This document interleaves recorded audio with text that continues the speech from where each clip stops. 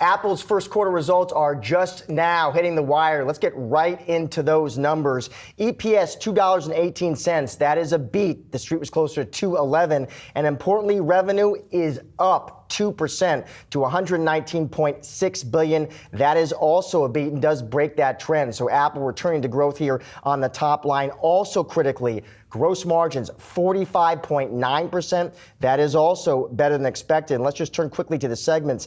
iPhone clocks in at $69.7 billion. That is better than consensus. Services does come in a touch light, $23.12 billion. Street closer was to around $23.4 billion there. Mac, $7.78 billion. iPad, $7.023 billion. Wearables, home, and accessories, remember that includes the watch. They don't break that out specifically, but that division, $11.95 billion. Street was around $12 billion. Greater China, $20.8 billion in the quarter. Consensus was closer to $23.5 billion. And remember, China was a bit of a concern heading into this print. And one more data point we want to bring you here. Apple now saying their installed base of active devices has now surpassed 2.2 billion.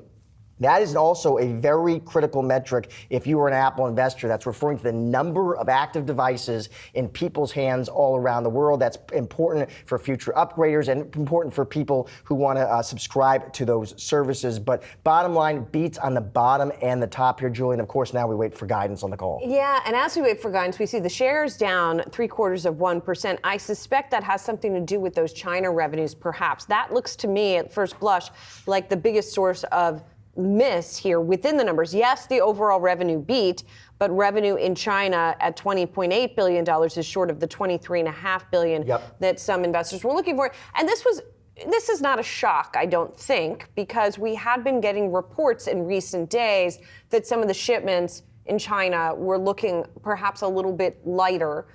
And it's also not a shock because, listen, we know what's going on in China, right? Yeah. We know that there is weakness there in the Chinese economy. Yeah, this was, for sure, China was a source of concern for some analysts. We spoke to some of those analysts, and you had seen these recent downgrades.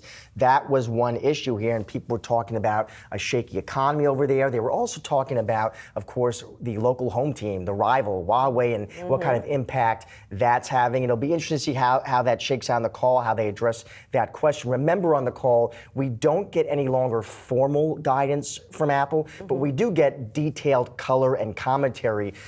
Top of mind, I think, for analysts besides China is going to be, listen, when they listen to Tim Cook and the CFO, Luca Maestri, how do they think about top-line growth over the next year, right? We return to growth this quarter. That's a big break. What do they see ahead? Yeah, and we see the shares kind of swinging around here in after-hours trading here. It is interesting to me that we saw a slight miss on that service revenue number because so many analysts and investors, part of their investing thesis for Apple, going forward has been tied to services. One other thing I just want to mention here is Tim Cook gave a shout out in the statement to a product that is not out quite yet. That's the Apple Vision Pro. Tomorrow. Coming out tomorrow. The reviews have been, I think, pretty darn strong. Yeah.